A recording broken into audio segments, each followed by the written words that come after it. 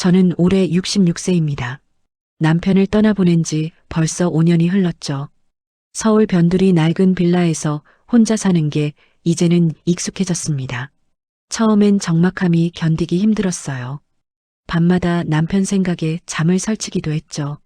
하지만 시간이 약이라고 이젠 혼자서도 밥 해먹고 텔레비전 보며 하루를 보내는 게 자연스러워졌습니다.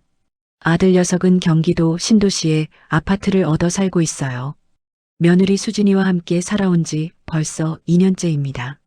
그 애들이 자주 찾아오면 좋으련만 젊은 사람들이 바쁘다 보니 명절이나 제 생일 때나 얼굴을 볼까 말까 하죠. 서운한 마음이 없는 건 아니에요.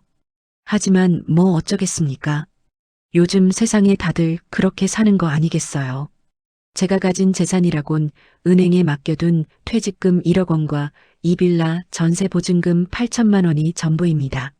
남편이 은행에서 30년 넘게 근무하며 모은 돈이죠. 저도 20년 동안 작은 회사 경리로 일했고요. 그렇게 둘이서 알뜰살뜰 모은 돈인데 함께 쓰지도 못하고 남편이 먼저 가버렸습니다. 가끔 통장을 들여다보면 마음이 찡해져요. 이 돈으로 여행이나 다니자던 남편의 말이 생각나거든요. 저는 검소하게 살아왔습니다. 옷도 시장에서 사고 음식도 집에서 해먹고 외식은 거의 하지 않았죠. 그게 제 방식이었어요. 돈을 함부로 쓰는 게 아깝기도 했고 혹시라도 아들한테 짐이 될까봐 노후 자금을 꼭꼭 챙겨두고 싶었습니다. 며느리 수진이는 평소에 저한테 잘하는 편이었어요. 명절 때 오면 설거지도 도와주고 제가 좋아하는 과일도 사다 주곤 했습니다. 전화도 한 달에 서너 번은 했죠. 안부를 묻고 건강은 괜찮으신지 물어봤어요. 처음엔 며느리가 낯설고 어색했는데 2년 동안 보다 보니 정도 들었습니다. 아들이 좋은 사람을 만났구나 싶었죠. 그런데 며칠 전 수진이한테서 전화가 왔습니다. 평소와 다른 분위기였어요. 목소리가 더 밝고 상냥했습니다. 어머님, 요즘 어떻게 지내세요? 응, 잘 지내지. 너희는? 저희도 잘 지내요. 근데 어머님, 제가 어머님 옷 좀 사드리고 싶어요. 같이 백화점 가실래요? 순간 제 마음이 흔들렸습니다. 며느리가 저한테 옷을 사주고 싶다니. 살면서 며느리한테 이런 제안을 받아본 적이 없었거든요. 사실 백화점은 비싸서 잘 안 가는 곳이에요. 시장에서 2만 원짜리 옷 사 입어도 충분하다고 생각했죠. 하지만 며느리가 직접 제안하는데 거절하기가 못했습니다. 그래, 좋아. 근데 너무 비싼 거 사지 마라. 괜찮아요, 어머님. 제가 사드리는 거니까 걱정 마세요. 며느리는 웃으면서 말했습니다. 그 웃음소리가 참 따뜻하게 느껴졌어요. 며느리와 단둘이 나들이를 한다는 게 설레기도 했죠. 남들처럼 저도 며느리랑 친하게 지낼 수 있구나 싶었습니다. 약속한 날, 저는 아침 일찍 일어나서 준비를 했어요. 오랜만에 외출이라 기분도 좋았습니다. 거울을 보니 주름진 제 얼굴이 보였지만 오늘만큼은 기분이 좋았죠. 옷장에서 제일 괜찮은 옷을 꺼내 입고 립스틱도 발랐습니다. 며느리한테 초라해 보이기 싫었거든요. 수진이는 약속 시간보다 일찍 도착했어요. 제 빌라 앞까지 차를 몰고 왔더군요. 차에서 내린 수진이는 평소보다 더 화사하게 차려입고 있었습니다. 환한 미소를 지으며 제게 다가왔죠. 어머님, 오래 기다리셨어요? 아니야, 나도 방금 나왔어. 어머님, 오늘 너무 예뻐 보이세요. 수진이의 칭찬에 제 마음이 살짝 간지러웠습니다.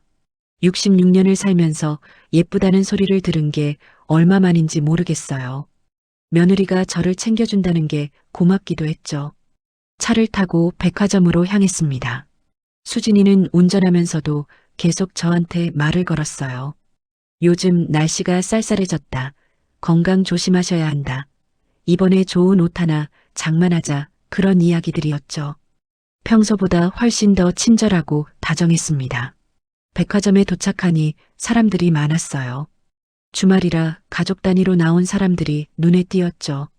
저도 예전엔 남편이랑 이런 곳에 가끔 왔었는데 오랜만에 와보니 감회가 새로웠습니다. 수진이는 제 팔을 살짝 잡으며 여성복 매장으로 안내했어요. 화려한 조명 아래 진열된 옷들이 보였습니다. 가격표를 보니 10만 원, 20만 원, 30만 원. 제가 평소에 입는 옷값의 몇 배나 되는 가격들이었죠. 어머님, 이런 색은 어때요? 어머님 피부톤에 잘 어울릴 것 같은데요. 수진이는 연한 베이지색 카디건을 들어 보였습니다. 옷감이 부드러워 보였어요. 솔직히 예뻤습니다. 하지만 가격표를 보니 25만 원이었죠. 아이고, 너무 비싸다. 그냥 시장에서 사는 게 낫지. 어머님 괜찮아요. 제가 사드리는 거예요. 어머님한테 뭐 하나 사드리고 싶었어요. 며느리의 눈빛이 진지했습니다. 제가 사양하는 게 오히려 실례일 것 같았어요. 며느리 마음을 거절하기가 미안했죠. 그래도 너무 비싼 거는 어머님, 이 정도는 괜찮아요. 어머님이 좋아하시는 걸로 고르세요. 수진이는 계속 웃으면서 다른 옷들도 보여줬습니다. 블라우스도 있고 재킷도 있었어요. 저는 어색하면서도 기분이 좋았습니다. 이렇게 며느리가 저를 위해 시간을 내주고 옷까지 사주려 하다니 며느리와의 관계가 점점 좋아지는 것 같았죠. 수진이는 제 손을 잡고 매장 곳곳을 다니며 여러 옷을 보여줬어요. 그러면서 계속 말을 걸었습니다. 이 옷은 어떤지, 저 색은 어떤지. 평소에 과묵한 저도 자연스럽게 대답하게 됐죠. 마음이 따뜻해졌습니다. 결국 처음에 봤던 베이지색 카디건을 고르기로 했어요. 품질도 좋아 보였고 색도 제 취향이었죠. 수진이는 만족스러운 표정으로 고개를 끄덕였습니다. 어머님 정말 잘 어울리실 것 같아요. 계산하러 가요. 계산대로 향하면서 저는 며느리한테 고마운 마음이 들었습니다. 이런 날이 앞으로도 자주 있으면 좋겠다고 생각했죠. 며느리가 저를 진심으로 아껴주는 것 같아 기뻤어요. 아들이 정말 좋은 사람을 만났구나 싶었습니다. 그때만 해도 저는 몰랐습니다. 이 모든 게 치밀한 계획의 일부였다는 걸, 며느리의 따뜻한 미소 뒤에 무서운 의도가 숨어 있었다는 걸, 곧 제 인생에서 가장 충격적인 순간이 다가오고 있었습니다. 계산대 앞에 섰을 때 저는 여전히 기분이 좋았습니다. 며느리가 제 옆에서 옷을 들고 있었고 저는 지갑을 꺼내려고 가방을 뒤적거리고 있었죠. 주변에는 다른 손님들도 줄을 서 있었어요. 평범한 주말 오후의 백화점 풍경이었습니다. 그런데 수진이가 제 손을 살짝 잡더니 말했습니다. 어머님, 제가 사드리는 거예요. 어머님 카드 주시면 제가 포인트 적립해 드릴게요. 저는 잠깐 멈칫했어요. 며느리가 사주겠다고 했는데 제 카드로 결제한다는 게 이상했거든요. 하지만 포인트 적립 때문이라고 하니 그럴 수도 있겠다 싶었습니다. 요즘 젊은 사람들은 포인트 모으는 걸 중요하게 생각하잖아요. 그래, 그럼 내가 알아서 해라. 저는 지갑에서 신용카드를 꺼내 수진이한테 건넸습니다. 파란색 카드였어요. 제가 30년 넘게 거래해온 은행 카드였죠. 한도는 500만 원 정도였을 겁니다. 평소에는 거의 쓸 일이 없었어요. 시장에서 현금으로 장을 보고 공과금은 자동이체로 내니까요. 카드는 그냥 만약을 대비해서 가지고 다니는 것뿐이었습니다. 수진이는 제 카드를 받아들고 계산대 직원한테 내밀었어요. 직원은 웃으면서 카드를 받았습니다. 젊은 여자 직원이었죠. 단말기에 카드를 긋더니 화면을 보는데 갑자기 표정이 이상해졌어요. 눈이 커지면서 화면을 다시 들여다봤습니다. 그리고는 고개를 갸우뚱하더니 카드를 다시 긋더군요. 한 번, 두 번, 뭔가 잘못된 것 같았어요. 이게 뭐지? 잠깐만 기다리세요. 직원이 당황한 목소리로 말했습니다. 제 심장이 쿵 내려앉는 느낌이었어요. 뭔가 문제가 생긴 게 분명했죠. 직원은 옆에 있던 동료 직원을 불렀고 둘이서 화면을 보며 뭔가 이야기를 나눴습니다. 주변 사람들의 시선이 느껴졌어요. 뒤에 줄 서 있던 손님들이 무슨 일인가 싶어서 쳐다보기 시작했죠. 얼굴이 화끈거렸습니다. 카드가 막혀서 그런가 아니면 한도 초과인가. 그런 생각이 들었어요. 매니저님 좀 불러주세요. 젊은 직원이 다른 직원한테 말했습니다. 상황이 심각해 보였어요. 잠시 후 정장을 입은 중년 남자가 다가왔습니다. 매니저인 것 같았죠. 매니저는 직원한테 뭔가 보고를 받더니 화면을 확인했어요. 그리고는 저를 보며 정중하게 말했습니다. 고객님, 죄송하지만 이 카드에 문제가 있는 것 같습니다. 무슨 문제요? 제 목소리가 떨렸습니다. 불안한 마음이 커지고 있었죠. 고객님, 이 카드 한도가 이미 초과됐는데요. 어제부터 오늘까지 780만 원이 결제됐습니다. 매니저의 말에 저는 귀를 의심했어요. 780만 원. 제가 평생 카드로 그렇게 큰 돈을 쓴 적이 없었습니다. 한 달 생활비도 100만 원이 안 되는데 말이에요. 뭐라고? 내가 어제도 오늘도 집에만 있었는데 무슨 소리야? 제 목소리가 커졌습니다. 황당했어요. 어제는 하루 종일 집에서 텔레비전을 봤고 저녁에는 국수를 끓여 먹었죠. 카드를 쓸 일이 전혀 없었습니다. 오늘도 집에서 나온 건 지금이 처음이고요. 매니저는 침착하게 말했습니다. 고객님, 제가 결제 내역을 보여드리겠습니다. 매니저가 화면을 돌려서 보여줬어요. 거기에는 결제 내역이 줄줄이 나열되어 있었습니다. 어제 저녁 8시 인터넷 쇼핑몰에서 명품 가방 280만 원. 어젯밤 10시 또 다른 쇼핑몰에서 화장품 세트 90만 원. 오늘 오전 10시 면세점에서 시계 410만 원. 저는 눈앞이 캄캄해졌습니다. 이게 대체 무슨 일인지 이해가 안 됐어요. 제가 산 게 아닌데 어떻게 제 카드로 결제가 된 거죠? 손이 떨렸습니다. 이거 사기당한 거 아니야? 카드 복제된 것 같은데?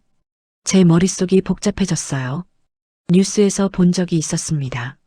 카드 정보를 빼내서 복제하는 사기꾼들 이야기. 제가 그런 피해를 당한 건가? 아니면 보이스피싱 같은 거. 하지만 전화를 받은 적도 없는데 주변 사람들이 수군거리는 소리가 들렸어요. 부끄러웠습니다. 66년을 살면서 이런 창피한 일을 당해본 적이 없었죠. 제 옆에 서 있던 수진이가 제 팔을 잡으며 말했어요. 어머님 괜찮으세요? 어머님 얼굴이 안 좋아 보이세요. 수진이의 목소리는 걱정스러워 보였습니다. 하지만 저는 대답할 여유가 없었어요. 머릿속이 하얘졌거든요. 780만 원. 그 돈이면 제가 몇 달을 살 수 있는 돈이었습니다. 매니저가 말했습니다. 고객님, 일단 경찰에 신고를 하셔야 할 것 같습니다. 저희 쪽에서도 신고를 도와드릴 수 있습니다. 경찰 신고. 그 말을 듣는 순간 현실이 확 다가왔어요. 이건 단순한 실수가 아니라 범죄였습니다. 누군가 제 카드 정보를 훔쳐서 돈을 쓴 거예요. 카드사에도 연락을 하셔야 합니다. 지금 바로 카드 정지 신청을 하시는 게 좋겠어요. 매니저는 계속 설명했지만 저는 제대로 듣지 못했습니다. 귓가에서 웅웅거리는 소리만 들렸어요. 다리에 힘이 풀렸습니다. 주저앉을 것 같았죠. 수진이가 제 팔을 더 세게 잡았습니다. 어머님, 일단 앉으세요. 여기 의자 있어요. 매니저가 급히 의자를 가져왔고 저는 그 위에 털썩 앉았어요. 숨이 가빠졌습니다. 가슴이 두근거렸죠. 이런 일이 제게 일어날 줄은 꿈에도 몰랐습니다. 주변 직원들이 물을 가져다 줬고 저는 그걸 마시며 정신을 차리려고 애썼어요. 하지만 머릿속은 여전히 혼란스러웠습니다. 대체 누가 제 카드를 쓴 걸까? 어떻게 제 정보를 알아낸 걸까? 수진이가 제 옆에 앉아서 등을 쓰다듬어 줬어요. 어머님 괜찮으세요? 병원 가보시는 게 나을 것 같은데요. 아니야, 괜찮아. 그냥 너무 놀라서 그래. 저는 고개를 저었습니다. 병원에 갈 여유가 없었어요. 지금 당장 이 문제를 해결해야 했죠. 780만 원. 그 돈을 어떻게 되찾을 수 있을까? 카드사에서 보상을 해주긴 할까? 매니저가 말했습니다. 고객님, 경찰이 곧 도착할 겁니다. 저희가 신고를 했습니다. 경찰. 제가 평생 경찰서에 갈 일이 있을 줄 몰랐어요. 법 하나 어기지 않고 살아온 제가 이제는 피해자가 되어 경찰을 만나야 하다니 억울했습니다. 저는 다시 한번 결제 내역을 들여다봤어요. 명품 가방, 화장품, 시계. 제가 평생 살 일 없는 것들이었습니다. 대체 누가 이런 걸 샀을까? 그 사람은 지금 어디서 뭘 하고 있을까? 수진이가 조용히 말했습니다. 어머님, 혹시 요즘 이상한 전화나 문자 받으신 적 없으세요? 아니, 그런 거 없었어. 저는 고개를 저었습니다. 정말 아무것도 기억나는 게 없었어요. 평범한 일상이었는데 갑자기 이런 일이 터진 겁니다. 매니저가 다시 말했습니다. 고객님, 혹시 최근에 카드를 분실하셨거나 누군가에게 빌려주신 적 있으세요? 아니요. 카드는 항상 제 지갑에 있었어요. 저는 지갑을 열어 확인했습니다. 카드는 제자리에 있었어요. 분실한 적도 없고 누구한테 빌려준 적도 없었죠. 그런데 어떻게 이런 일이 생긴 걸까요? 불안한 마음이 점점 커졌습니다. 이게 끝이 아닐 수도 있겠다는 생각이 들었어요. 혹시 다른 카드도 털린 건 아닐까? 통장은 괜찮을까? 제 평생 모은 돈이 사라지는 건 아닐까? 온갖 걱정이 밀려왔습니다. 수진이가 제 손을 잡으며 다시 말했습니다. 어머님, 혹시 누가 카드 정보를 훔쳐간 건 아닐까요? 그 말을 듣는 순간 저는 더 불안해졌어요. 카드 정보를 훔쳐가다니. 대체 누가 제 정보를 가져간 걸까요? 저는 조심스러운 사람이에요. 함부로 카드를 내보이지도 않고 비밀번호도 남한테 알려준 적 없습니다. 그런데 어떻게 이런 일이 생긴 건지 도무지 이해가 안 됐죠. 경찰이 도착하기까지 10분 정도 걸렸습니다. 그 시간이 참 길게 느껴졌어요. 백화점 매니저는 저를 직원 휴게실로 안내했고 거기서 기다리라고 했죠.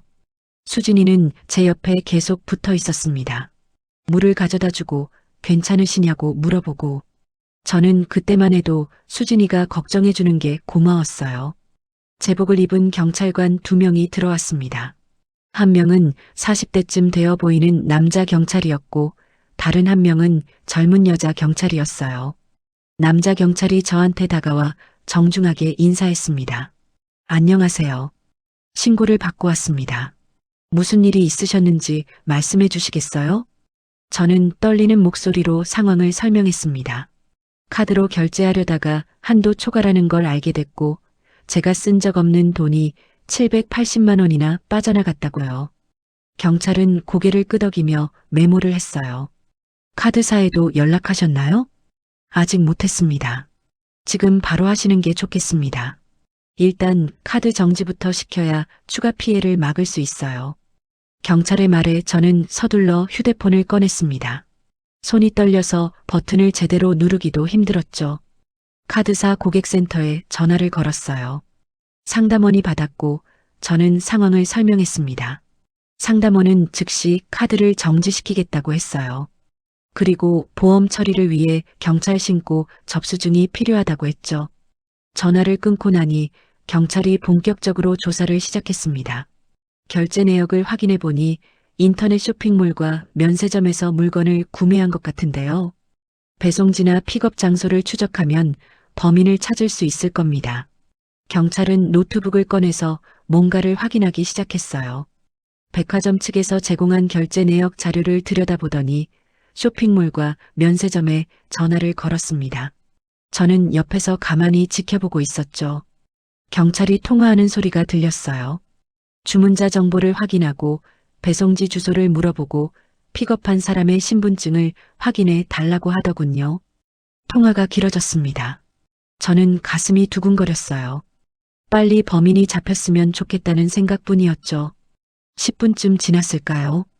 경찰의 표정이 심각해졌습니다. 뭔가 이상한 걸 발견한 것 같았어요. 경찰은 통화를 끊고 저를 쳐다봤습니다. 배송지 주소가 경기도 신도시로 되어 있는데요. 혹시 아시는 곳인가요? 경기도 신도시. 그 말을 듣는 순간 제 머릿속에 한 가지 생각이 스쳤습니다. 그건 아들이 사는 곳이었어요. 하지만 아들이 제 카드를 몰래 쓸 리가 없죠. 그런 애가 아니거든요. 거기는 제 아들이 사는 곳인데요. 하지만 아들은 그럴 애가 아니에요. 경찰이 다시 물었습니다. 아드님 외에 같이 사는 분이 있나요? 며느리가 있어요. 제가 대답하는 순간 옆에 있던 수진이의 얼굴이 순간 굳어지는 게 보였습니다. 하지만 저는 그때 그걸 눈치채지 못했어요. 경찰이 계속 물었습니다. 며느리분 성함이 어떻게 되시죠? 김수진이요. 경찰은 노트북에 뭔가 입력했습니다. 그리고 면세점에 다시 전화를 걸었어요. 픽업한 사람의 이름을 확인하는 것 같았죠. 네, 맞습니다. 김수진 맞죠? 경찰의 목소리가 낮아졌습니다. 뭔가 확인된 것 같았어요. 제 심장이 쿵쿵거렸습니다. 설마 하는 생각이 들었죠. 경찰이 전화를 끊고 저를 보더니 조심스럽게 말했습니다.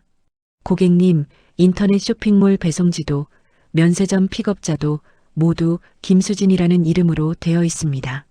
그 순간 제 머릿속이 하얘졌어요. 수진이, 며느리 수진이, 말도 안 됩니다. 수진이가 제 카드를 썼다고요. 저는 고개를 저었습니다. 그럴 리가 없어요. 수진이는 그럴 애가 아니에요. 하지만 경찰의 표정은 확신에 차 있었습니다. 오늘 오전 10시에 면세점에서 시계를 픽업한 사람의 신분증 사본을 받았는데요. 김수진 씨가 맞습니다. 저는 천천히 고개를 돌려 수진이를 쳐다봤습니다. 수진이는 얼굴이 새하얘져서 바닥만 보고 있었어요. 눈을 마주치지 않았죠. 수진아, 이게 무슨 일이야? 내가 한 거야? 제 목소리가 떨렸습니다. 믿을 수 없었어요. 2년 동안 며느리라고 믿고 살았는데 알고 보니 제 돈을 훔쳐 쓴 사람이었다니 가슴이 찢어지는 것 같았습니다. 수진이는 아무 말도 하지 않았습니다. 그냥 고개를 숙인 채 입술만 파르르 떨고 있었죠. 그 모습을 보는 순간 저는 확신했어요.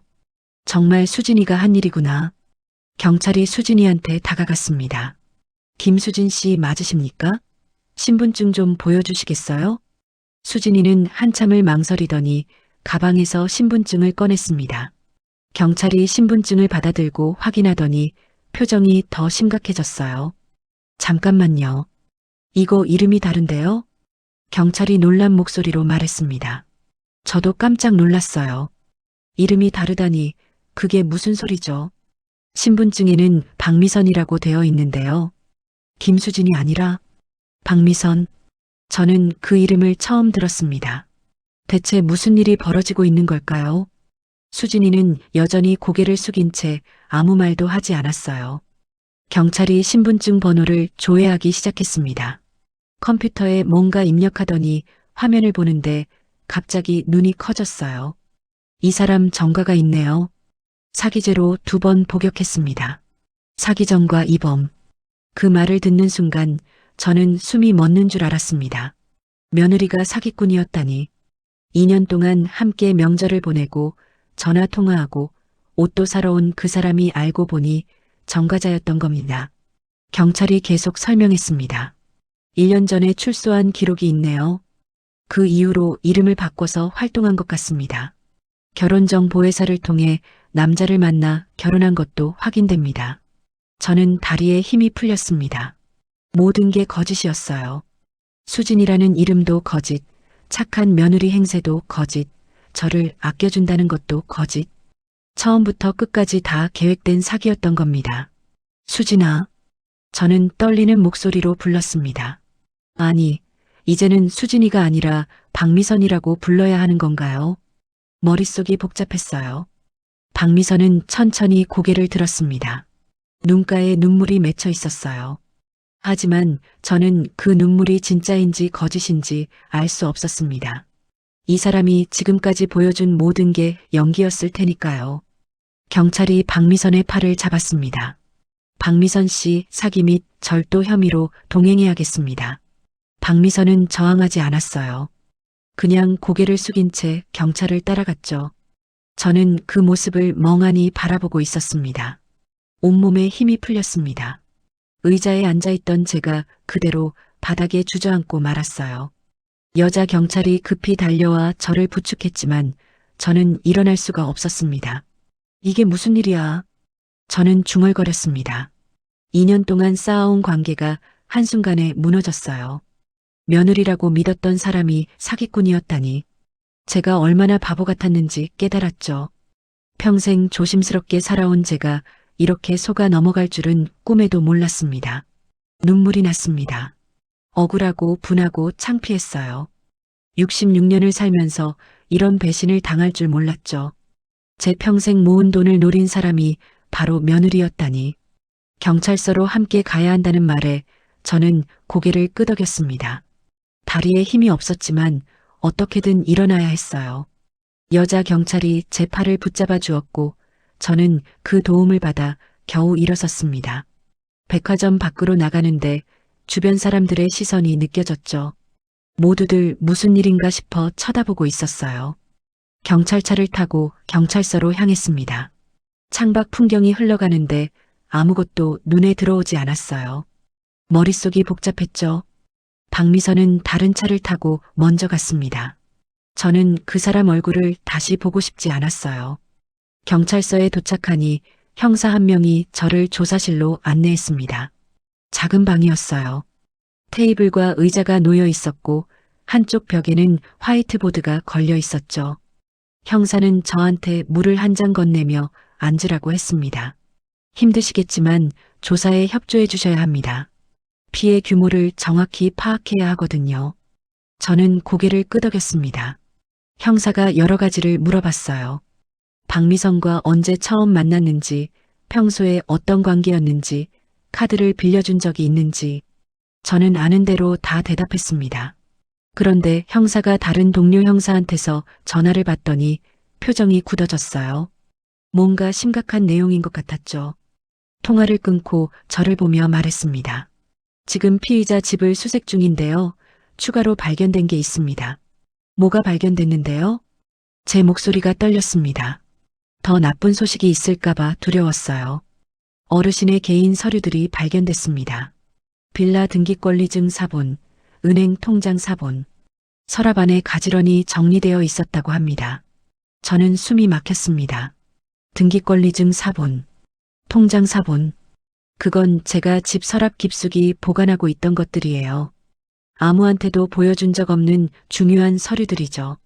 그걸 어떻게 박미선이 가지고 있는 거죠? 형사가 계속 설명했습니다. 한 달 전쯤 피의자가 어르신 댁을 방문했던 것 같습니다. 그때 몰래 서류를 사진 찍은 걸로 추정됩니다. 한 달 전, 저는 기억을 더듬었어요. 그때가 추석 명절이었죠. 박미선이 아들이랑 함께 우리 집에 왔었습니다. 제가 음식을 준비하는 동안 박미선은 화장실에 간다고 했었어요. 꽤 오래 있었던 기억이 나네요. 그때 제 방에 들어가서 서랍을 뒤진 거였구나. 등골이 오싹했습니다. 그 사람이 화장실 간다고 했었어요. 그때 제 방에 들어간 거였네요. 형사가 고개를 끄덕였습니다. 네, 그렇게 추정됩니다. 그리고 피의자 휴대폰을 확인했는데 더 심각한 내용이 있습니다. 뭔데요? 대출 브로커와 주고받은 메시지가 있습니다. 시어머니 명의로 빌라 담보대출이 가능한지 문의한 내용이에요. 저는 귀를 의심했습니다. 제 명의로 담보대출을 받으려고 했다고요. 제가 모르는 사이에 제 집을 담보로 돈을 빼내려고 했던 거예요. 손이 부들부들 떨렸습니다. 형사가 휴대폰 화면을 보여줬어요. 거기에는 박미선과 누군가가 주고받은 메시지가 있었습니다. 시어머니 명의로 빌라 담보대출 가능한가요? 서류는 제가 다 준비할게요. 그 문장을 읽는 순간 제 눈앞이 캄캄해졌습니다. 담보대출이면 얼마나 될까요? 제 빌라 전세 보증금이 8천만 원인데 그걸 담보로 잡으면 몇 천만 원은 빌릴 수 있을 겁니다. 그 돈을 박미선이 가져가려고 했던 거죠. 그 사람이 정말 그럴 생각이었어요? 네, 메시지 내용으로 봐서는 실행 직전까지 갔던 것 같습니다. 다행히 오늘 일이 터지는 바람에 실행하지는 못했습니다. 저는 가슴을 쓸어내렸어요. 만약 오늘 백화점에서 이 일이 발각되지 않았다면 어떻게 됐을까요? 박미선은 제 명의로 대출을 받아서 돈을 챙기고 도망갔을 겁니다. 그리고 저는 빚더미에 앉았겠죠. 생각만 해도 끔찍했습니다. 형사가 말을 이었습니다. 그리고 어르신의 퇴직금 통장 정보도 노린 흔적이 있습니다. 통장 사본에 메모가 적혀 있었거든요. 비밀번호 추측 내용이었습니다. 비밀번호요? 네, 어르신 생년월일, 결혼기념일, 아드님 생일 같은 걸 메모해 뒀더라고요. 저는 그제야 떠올랐습니다. 몇 주 전에 박미선이 전화로 물어봤던 게 생각났어요. 어머님, 요즘 보이스피싱 많다던데 혹시 비밀번호 생일로 하셨어요? 위험하대요. 그때 저는 박미선이 걱정해서 물어보는 줄 알았습니다. 그래서 대답했죠. 아니야, 생일로는 안 하고 결혼기념일로 했어. 그 말을 듣고 박미선은 아 그러시구나 하며 넘어갔어요. 저는 그게 뭐가 중요한가 싶었는데 알고 보니 제 비밀번호를 알아내려고 물어본 거였던 겁니다. 너무나 자연스럽게 물어봤기 때문에 저는 의심조차 하지 않았죠. 제가 말해줬어요. 바보같이. 저는 자책했습니다. 제가 너무 순진했어요. 며느리를 믿었던 게 잘못이었죠. 형사가 위로하듯 말했습니다. 어르신 잘못이 아닙니다. 피의자가 워낙 치밀하게 계획한 거예요. 그럼 오늘 백화점에 간 것도, 네, 그것도 계획의 일부였던 것 같습니다. 함께 쇼핑하다가 카드를 분실했다고 위장하려던 거죠. 그러면 어르신이 카드 사용 내역을 보더라도 분실 사고로 넘어갈 수 있으니까요. 저는 소름이 돋았습니다. 모든 게 계산된 거였어요. 오늘 아침 박미선이 전화해서 백화점 가자고 한 것도 제 카드로 결제하겠다고 한 것도 다 이유가 있었던 겁니다. 만약 카드 한도 초과가 안 됐다면 저는 아무것도 모르고 넘어갔을 거예요. 그리고 박미선은 계획대로 제 재산을 털어갔겠죠. 그 사람이 어제 저녁부터 명품을 산 것도 마지막으로 한탕 치려고 한 거예요? 그렇습니다. 어차피 들통날 거 크게 한 번 하고 도망가려던 것 같습니다. 형사의 말에 저는 분노가 치밀었어요. 2년 동안 며느리 행세하면서 제 재산을 노리고 있었다니. 명절 때마다 찾아와서 웃으며 인사하고 전화해서 안부 묻고 그 모든 게 다 연기였던 거예요. 또 다른 형사가 들어왔습니다. 손에 서류 몇 장을 들고 있었어요. 신상 조회 결과 나왔습니다. 피의자 박미선은 5년 전과 3년 전에 각각 사기죄로 복역했습니다. 수법이 비슷해요. 결혼을 미끼로 상대방 재산을 노리는 겁니다. 그럼 제 아들도, 네, 아드님도 피해자입니다. 피의자는 1년 전 출소한 후 가명을 쓰면서 결혼정보회사에 등록했습니다. 거기서 아드님을 만난 거죠. 저는 아들 생각에 가슴이 아팠습니다. 아들도 속은 거예요. 진심으로 사랑해서 결혼했을 텐데 상대가 정가자 사기꾼이었다니. 아들한테 뭐라고 말해야 할까요? 형사가 말했습니다. 전형적인 결혼 사기 수법입니다. 요즘 이런 케이스가 많아요. 출소 후 신분을 세탁해서 결혼정보회사를 이용하는 겁니다. 저는 한숨을 쉬었습니다. 세상이 참 무섭다는 생각이 들었어요. 가장 가까운 사람이 가장 위험한 사람일 수도 있다니. 피의자는 긴급 체포했습니다. 증거가 충분하니 구속영장 청구할 겁니다. 형사의 말에 저는 고개를 끄덕였습니다. 당연히 그래야죠. 그 사람은 벌을 받아야 합니다. 제가 당한 일뿐만 아니라 아들이 당한 배신, 그 모든 걸 책임져야 해요. 조사가 끝나고 저는 경찰서를 나왔습니다. 밖은 어두워져 있었어요. 하루가 다 지나갔더군요. 오늘 아침만 해도 며느리랑 즐거운 쇼핑을 기대했었는데 하루 만에 모든 게 무너졌습니다. 경찰서 밖으로 나왔을 때 누군가 저를 부르는 소리가 들렸습니다. 돌아보니 아들이었어요. 숨을 헐떡이며 달려오고 있었죠. 얼굴이 창백했습니다. 경찰한테서 연락을 받고 급히 온 것 같았어요. 어머니, 아들이 제 앞에 섰습니다. 눈빛이 흔들리고 있었어요. 경찰한테 대충 이야기를 들었는지 말을 제대로 잇지 못했죠. 어머니, 정말이에요? 수진이가. 그래, 다 사실이야. 저는 짧게 대답했습니다. 더 이상 설명할 기운이 없었거든요. 아들은 경찰서 안으로 뛰어들어갔어요. 형사한테 자세한 이야기를 듣고 싶어 하는 것 같았습니다. 저는 경찰서 입구 벤치에 앉아서 기다렸습니다. 다리가 후들거려서 서 있을 수가 없었어요. 30분쯤 지났을까요? 아들이 다시 나왔습니다. 얼굴이 더 창백해져 있었어요. 모든 걸 들은 모양이었죠. 아들이 제 앞에 무릎을 꿇었습니다. 그리고는 고개를 숙이며 말했어요. 제가 어머니한테 이런 사람을 제가 정말 죄송합니다. 아들의 목소리가 떨렸습니다. 곧 눈물이 뚝뚝 떨어지기 시작했어요. 35년을 키운 제 아들이 제 앞에서 우는 걸 본 게 얼마만인지 모르겠습니다. 고등학교 졸업한 후로는 처음 보는 것 같았어요. 일어나라. 왜 무릎을 꿇고 그래? 저는 아들의 팔을 잡아 일으켰습니다. 제 눈에도 눈물이 고였어요. 아들이 잘못한 게 뭐가 있겠어요. 아들도 당한 거잖아요. 넌 잘못이 없어. 나도 속았는데 내가 어떻게 알았겠니? 하지만 제가 데려온 사람 때문에 어머니가 이런 일을 당하셨잖아요.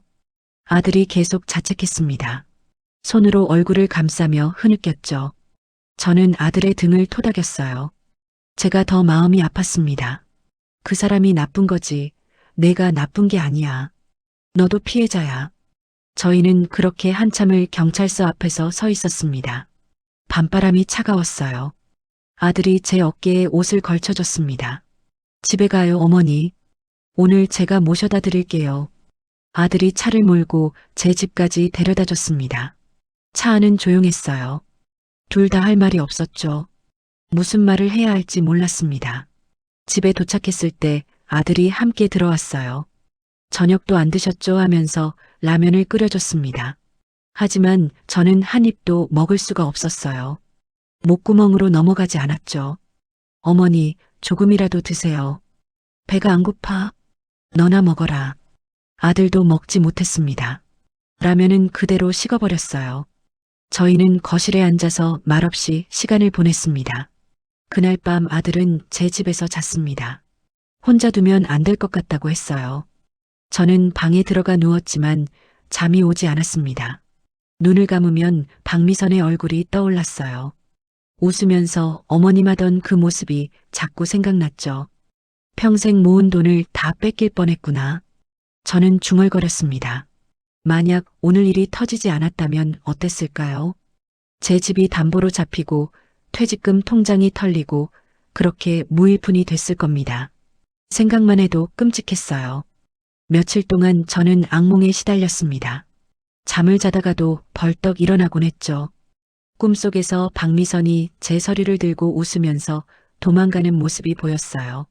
식은땀을 흘리며 깨어나면 가슴이 두근거렸습니다. 아들은 매일 전화를 했어요. 괜찮으시냐고, 밥은 드시냐고. 그리고는 일주일 후에 다시 집에 왔습니다.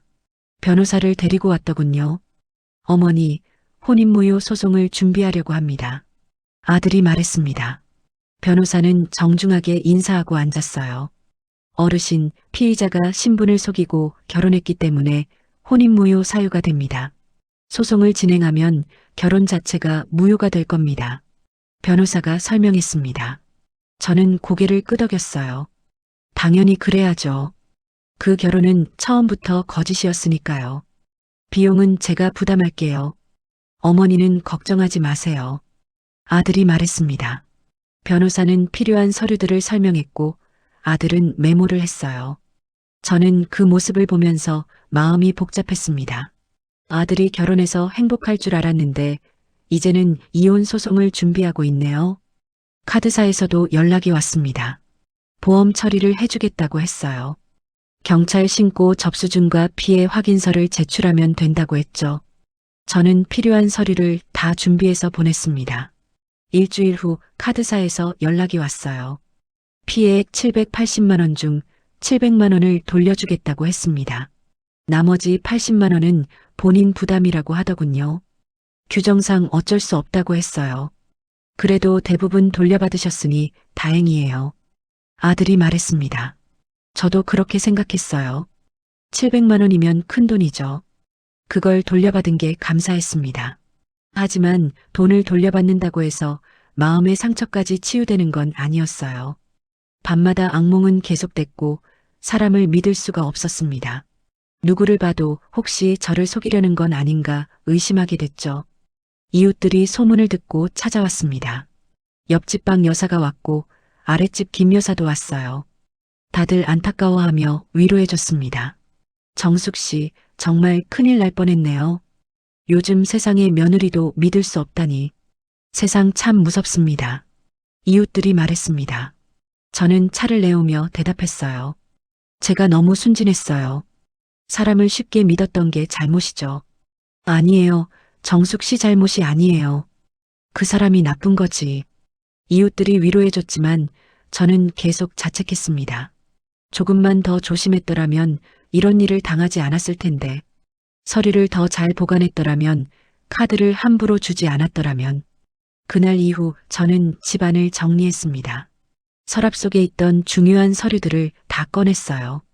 등기권리증, 통장, 도장 모두 챙겼습니다. 그리고 은행에 갔죠. 금고를 하나 빌리고 싶습니다.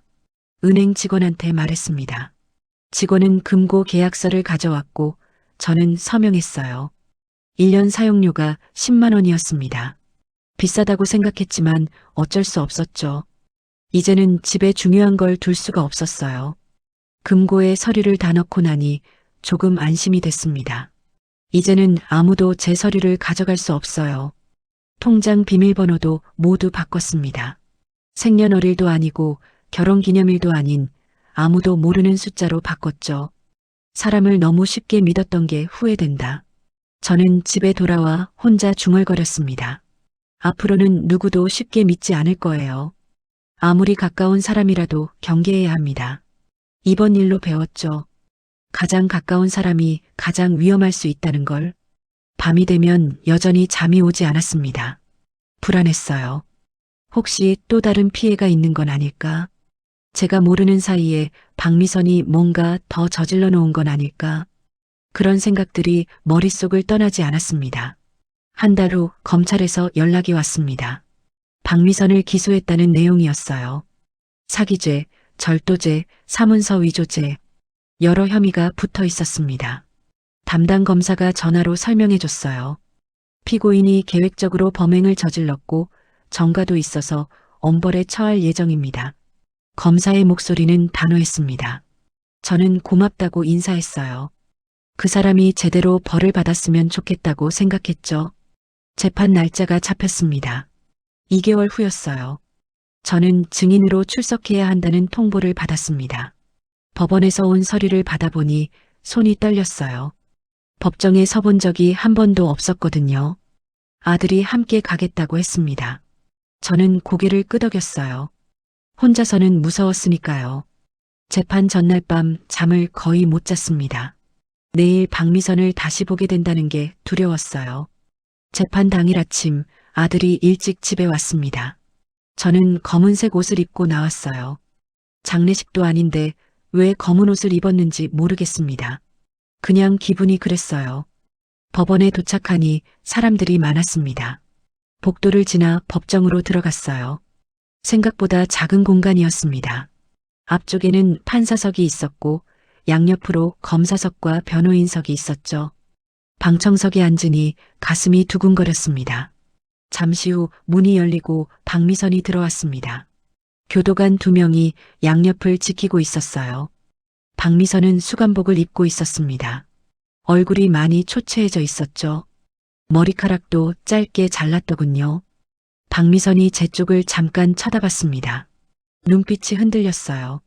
하지만 저는 눈을 마주치지 않았습니다. 그 사람을 볼 수가 없었어요. 판사가 입장했습니다. 모두 일어섰다가 다시 앉았어요.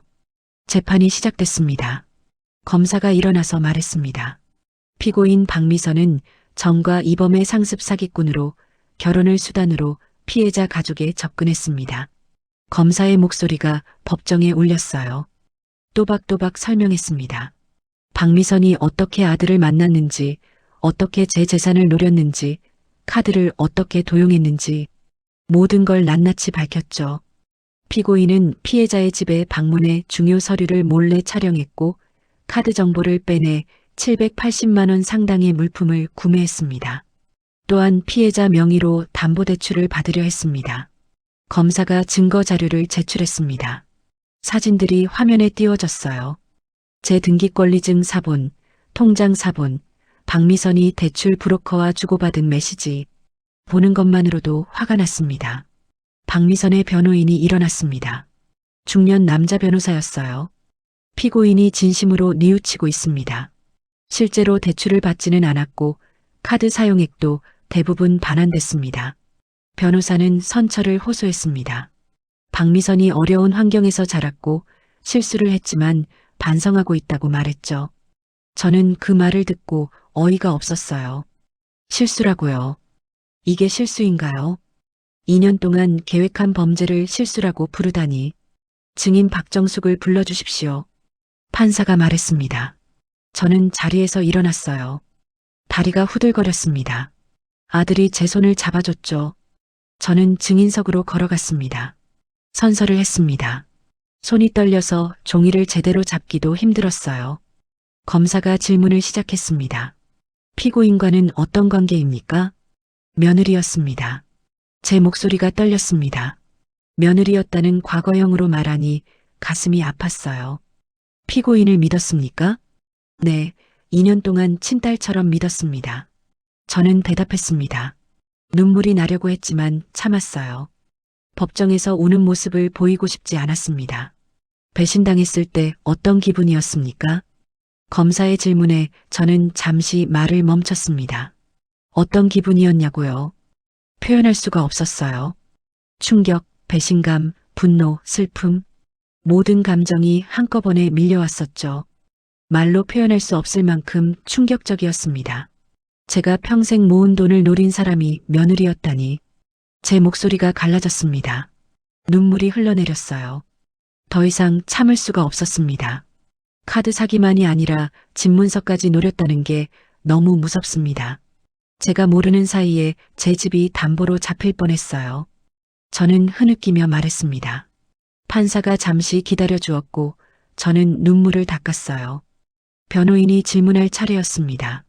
증인께서는 피고인이 평소에 잘해줬다고 하셨는데 그 마음이 전부 거짓이었다고 생각하십니까? 무슨 뜻인지 알 수 없는 질문이었어요. 저는 고개를 끄덕였습니다. 네, 전부 거짓이었죠. 처음부터 제 재산을 노리고 접근한 거니까요. 변호인은 더 물어보려다가 그만뒀습니다. 제 대답이 확고했으니까요.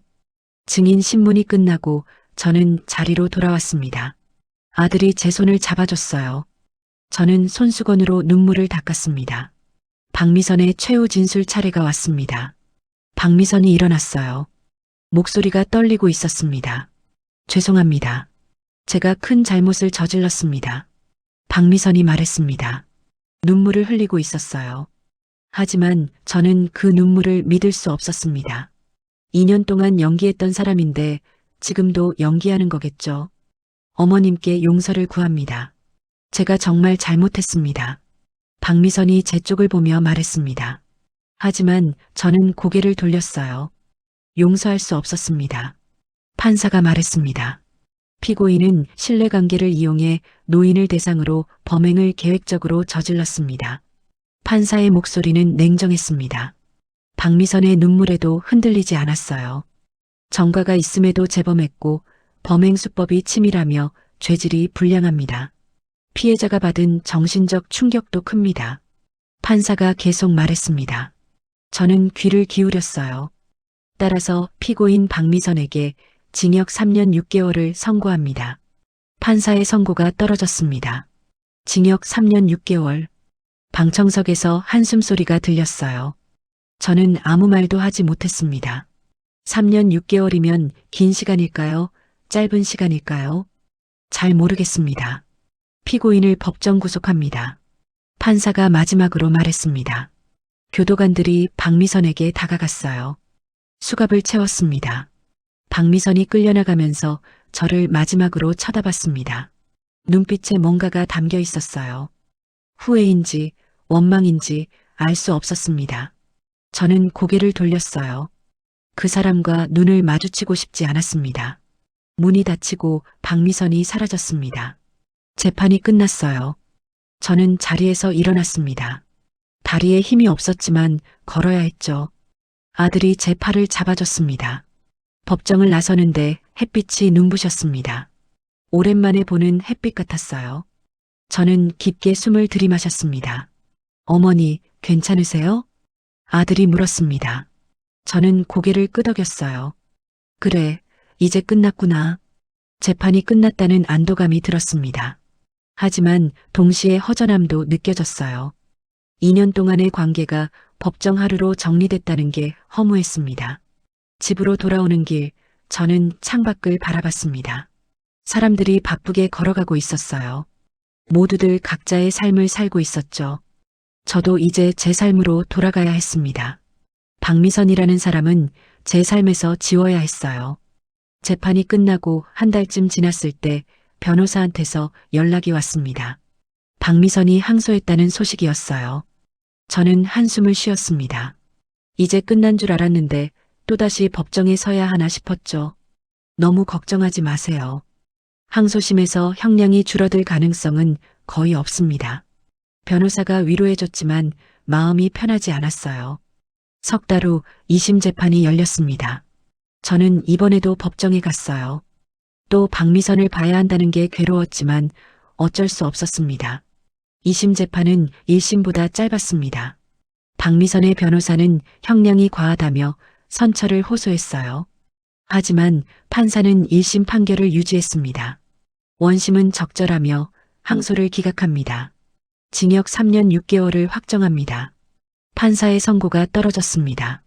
박미선은 고개를 숙였어요. 더 이상 항소할 수 없다는 걸 알았겠죠. 저는 법정을 나서며 이제야 정말 끝났다고 생각했습니다. 그 즈음 아들의 혼인무효 소송도 진행됐습니다. 변호사가 준비를 철저히 해줬어요. 박미선이 신분을 속이고 결혼했다는 증거를 모두 제출했죠. 재판은 순조롭게 진행됐습니다. 법원은 기망에 의한 혼인이라며 무효 판결을 내렸어요. 아들의 결혼은 법적으로 처음부터 없던 일이 됐습니다. 아들은 안도의 한숨을 쉬었지만 표정은 밝지 않았어요. 2년의 시간이 허무하게 사라진 거니까요. 어머니, 다 끝났습니다. 아들이 제게 말했습니다. 저는 고개를 끄덕였어요. 네, 이제 끝났네요. 카드사에서 보험금도 입금됐습니다. 700만 원이었어요. 통장에 찍힌 숫자를 보니 실감이 났습니다. 돈은 돌려받았지만 마음의 상처는 여전했죠. 다행히 큰 피해 보기 전에 들통났으니 천만다행이야. 저는 아들한테 말했습니다. 억지로 웃어 보였어요. 만약 담보대출까지 실행됐다면 정말 큰일 날 뻔했잖아요. 그나마 이 정도에서 끝난 게 다행이었습니다. 어머니에게 이런 사람을 소개해서 죄송합니다. 제가 정말 죄송해요. 아들이 또 사과했습니다. 몇 달째 똑같은 말을 하고 있었어요. 저는 아들의 손을 잡았습니다. 그만해라. 내 잘못 아니라니까. 이제 그만 자책하고 앞으로 나아가자. 그날 이후 아들은 더 자주 찾아왔습니다. 일주일에 한 번은 꼭 들렀어요. 장도 받아주고 집안일도 도와줬습니다. 저녁을 같이 먹기도 했죠. 아들이 곁에 있으니 마음이 든든했습니다. 하지만 밤은 여전히 힘들었습니다. 잠을 자다가도 악몽에 깨어났어요. 꿈속에서 박미선이 나타나 제 서류를 들고 도망가곤 했죠. 또 다른 꿈에서는 제가 무일푼이 되어 거리를 헤매기도 했습니다. 깨어나면 온몸이 땀으로 젖어 있었어요. 사람을 믿는 게 두려워졌습니다. 이웃들이 말을 걸어도 경계심이 들었어요. 혹시 저를 속이려는 건 아닐까? 제 돈을 노리는 건 아닐까? 그런 생각이 자꾸 들었죠. 어느 날 동사무소에서 금융사기 예방 교육을 한다는 공고를 받습니다. 저는 신청했어요. 더 이상 당하고 싶지 않았거든요. 교육장에는 비슷한 나이의 어르신들이 많았습니다. 강사가 나와서 각종 사기 수법을 설명했어요. 보이스피싱, 메신저, 피싱, 결혼사기, 투자사기. 정말 많은 종류가 있더군요. 제일 조심해야 할 건 가까운 사람입니다. 가족이나 친척, 지인을 사칭하는 사기가 많아요. 강사의 말에 저는 고개를 끄덕였습니다. 제가 당한 게 바로 그거였죠. 며느리라는 가장 가까운 사람한테 당한 겁니다. 교육이 끝나고 자료를 받아왔어요. 집에 와서 꼼꼼히 읽었습니다. 여러 가지 예방법이 적혀 있었죠. 중요한 서류는 금고에 보관하기, 비밀번호는 자주 바꾸기, 타인에게 카드 빌려주지 않기. 내 평생 모은 돈 지키려면 이제 나부터 똑똑해져야겠다. 저는 혼잣말을 했습니다. 그리고 노트를 꺼내 배운 내용을 정리했어요. 사기 수법, 예방법, 신고 방법. 전부 적어놨습니다. 이웃 어르신들을 만날 때마다 조심하라고 당부했습니다. 요즘 사기꾼들 정말 많으니까 조심하세요. 가까운 사람도 함부로 믿으면 안 돼요. 정숙 씨가 그런 일 겪고 나니 우리도 무섭네요. 이웃들이 말했습니다. 저는 제가 당한 이야기를 들려줬어요. 다른 사람들은 저 같은 피해를 당하지 않았으면 좋겠다는 마음이었죠. 아들과도 진지한 대화를 나눴습니다. 재혼 생각이 있냐고 물어봤어요. 아들은 고개를 저었습니다. 당분간은 생각 없어요.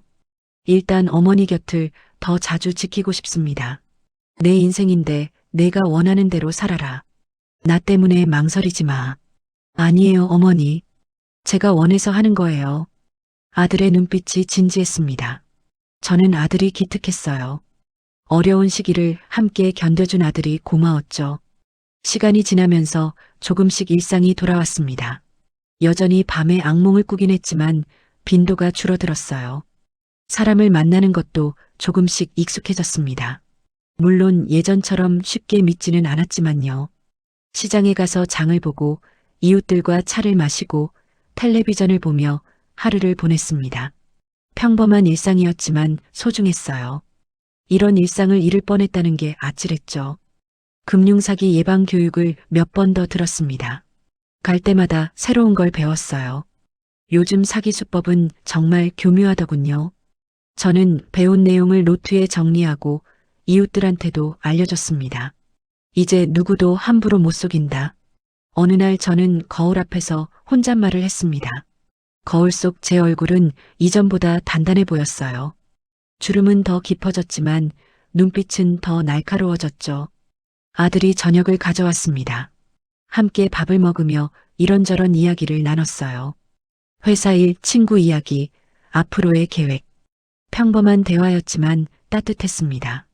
어머니, 많이 힘드셨죠? 그래, 힘들었지. 하지만 이제 괜찮아. 덕분에 더 강해진 것 같아. 저는 웃으며 말했습니다. 거짓말은 아니었어요. 정말로 저는 이전보다 강해졌습니다. 세상의 어두운 면을 봤고 배신을 경험했고 그걸 이겨냈으니까요.